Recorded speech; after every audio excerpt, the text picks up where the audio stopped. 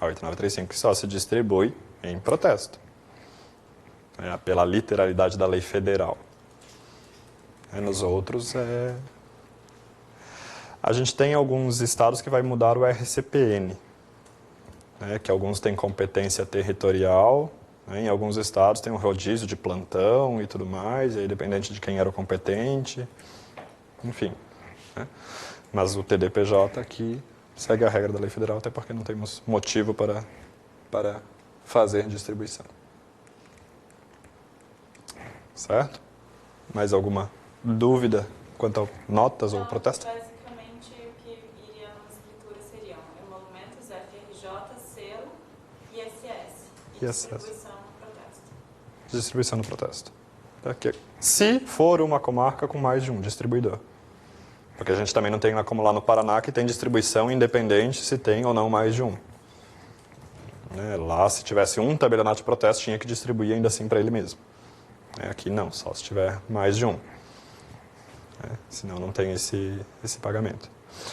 O que a gente tem aqui é que se, por exemplo, fosse um instrumento de protesto, não basta você colocar lá emolumentos total. Tem que ser discriminado, tantinho por tantinho, como chegou aquele total. Então, por exemplo, foi tanto de intimação, foi tanto de diligência, foi tanto de condução, foi tanto de protesto, para chegar até o total. Até para a parte poder controlar de onde saiu aquele valor do FRJ. Quando tem FRJ, tem que constar lá também. Além de, no corpo do texto, dizer os dados da guia paga, comprovante de pagamento e tudo mais, tem que constar lá no finalzinho a cotação de que foi pago isso. E como funciona a cobrança de condução? É aplicada a tabela de atos comuns e isolados? Tá, tabela de condução. Em Santa Catarina, a gente aplica a mesma dos oficiais de justiça. Não está lá no atos comuns isolados. Tá? Se você pegar o atos comuns isolados, vai dizer que condução vai pegar aquela tabela dos oficiais de justiça. Aí tem que ir lá no site da Corregedoria, abrir a tabela de condução, que tanto os oficiais de justiça quanto nós aplicamos a mesma, que vai ser por localidade. Quanto mais distante da sede da comarca, mais caro vai ser a condução. Diligência é preço fixo em Santa Catarina. O que vai mudar dentro ou fora do perímetro urbano. É mais cara fora do perímetro urbano. Mas a condução dentro do perímetro urbano mesmo vai ter diferença a depender de qual bairro é. Então, por exemplo, vou pegar ali o bairro da Trindade, aqui em Florianópolis. É dentro do perímetro urbano.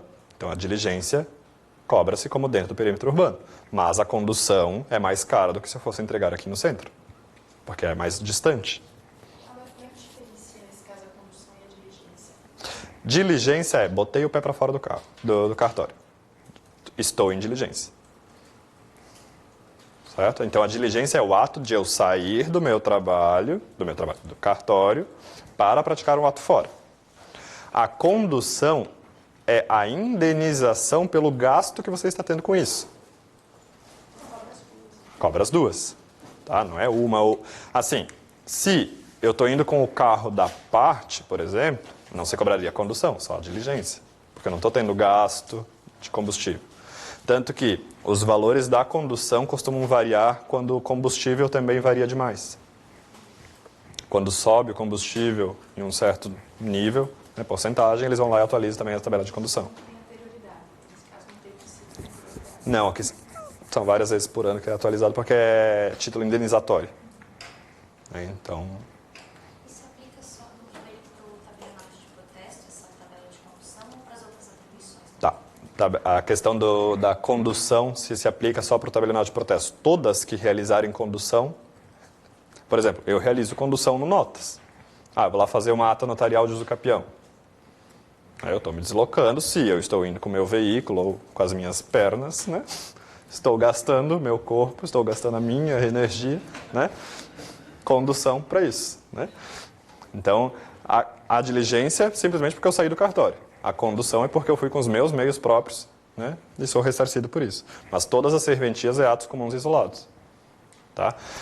A gente só não vai ter, por exemplo, no registro civil, quando se tiver uma maternidade interligada. né? Não vai cobrar diligência e condução, até porque o nascimento em si é gratuito, né? Mas não vai cobrar diligência e condução porque tem um funcionário lá no hospital esperando acontecer alguma coisa. Mas, pela prática de atos fora, a gente tem essa cobrança. O RTD. Quando o RTD vai fazer notificação, ele vai usar a mesma tabela de condução, para ver até onde ele foi fazer essa condução. É porque ali na tabela de atos comuns isolados não está muito claro isso. É que ali não está a tabela de condução, né? Ali só diz condução. Ele faz referência de condução só para tabelionatos de protestos. Em relação aos outros é o início. É que como título, né, atos comuns e isolados, a gente tem várias disposições ali que, se a gente for olhar, muitos têm. Por exemplo, a verbação. A verbação simples, quando não é específica do registro de imóveis, quando não sei o que, está lá nos atos comuns isolados.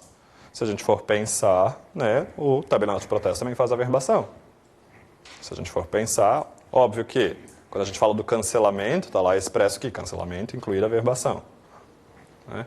Mas, por exemplo, no notas, vai fazer uma verbação de revogação de procuração. Daria para cobrar emolumentos, porque tem lá no atos comuns isolados possibilidade de cobrar verbação, que é para todo mundo. E essa tabela dos oficiais de justiça é por quilometragem, né? A tabela de oficiais é por quilometragem. Do ponto ida e volta. Não. Não. A quilometragem já conta ida e volta junto. O valor lá é fixo. E aquilo lá já corresponde à tua ida e volta. Então, por exemplo, no protesto. No protesto, pode ser que eu tenha que ir 2 vezes procurar o devedor. Porque eu fui na primeira, não encontrei. Se eu vou na segunda, é mais uma condução. Mas a ida e volta, o valor ali que já está disposto, já conta isso junto. É a ida e volta.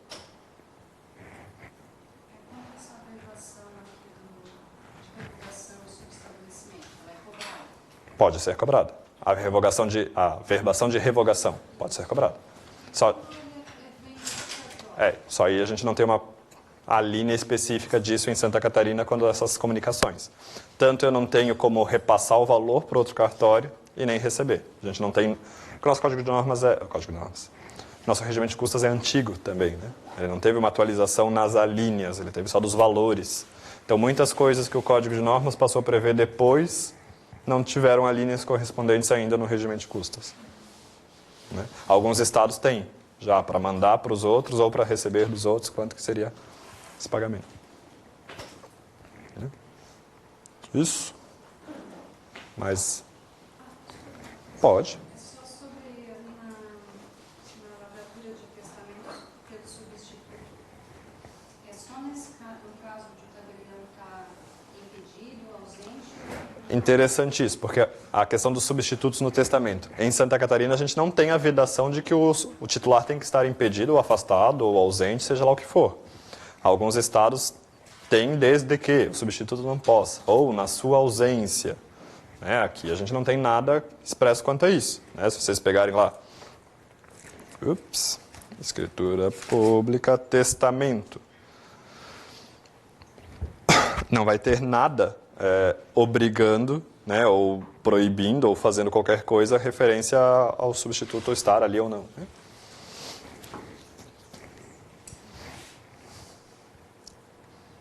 Mais alguma? Eu fiquei em dúvida no começo da aula, que foi dito que a Lei 8.935 diz que é livre a escolha do tabelião. Certo. Mas em Santa Catarina, eu só posso procurar outro se aquele competente não puder fazer. Não. É que assim, a pergunta sobre a livre escolha do tabelião. Nós temos 2 artigos lá na 8.935 que a gente fala sobre isso. É livre a escolha do tabelião, mas o tabelião não pode sair da sua comarca. Certo? É isso que está lá do seu município para o qual recebeu delegação. Isso está na 8.935. Aí nós temos 2 situações.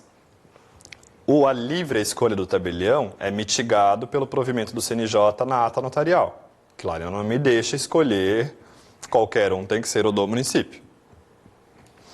Ao quanto sair do seu município, é que em Santa Catarina a gente tem outra restrição. Não é quanto à livre escolha, é quanto ao sair do município.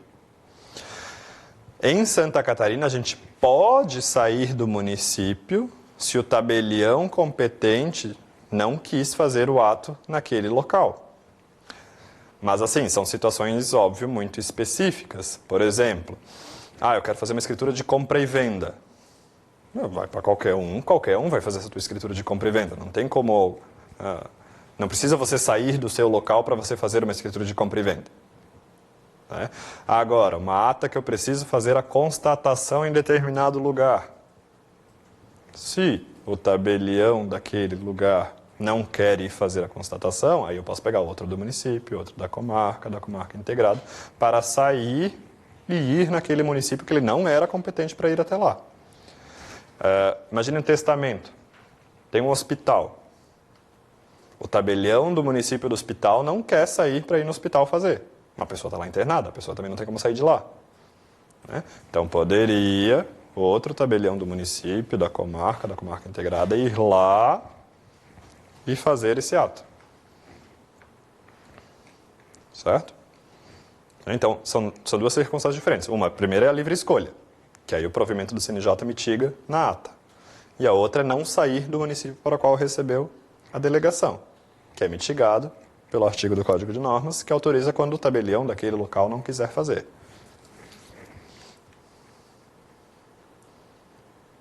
Ficou claro?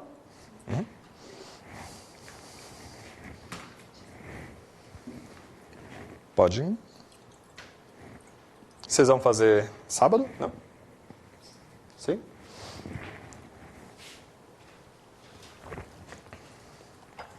Sábado então a gente retorna, né, com a resolução de questões. Eu vou estar aí na parte da manhã, com notas e protestos. A gente vai ter umas 70 questões para analisar, uma por uma. A gente vai ver que muitas são repetidas, se repete, as mesmas circunstâncias. Eu acredito que o que mais muda ainda é no notas. Né, que no notas há uma amplitude para fazer questões muito grande, que no protesto está limitado. Está limitado ao que está ali na lei, porque a lei é pequenininha e também não tem mais muitos lugares quanto a isso. Bom, então, muito obrigado, né, pela companhia.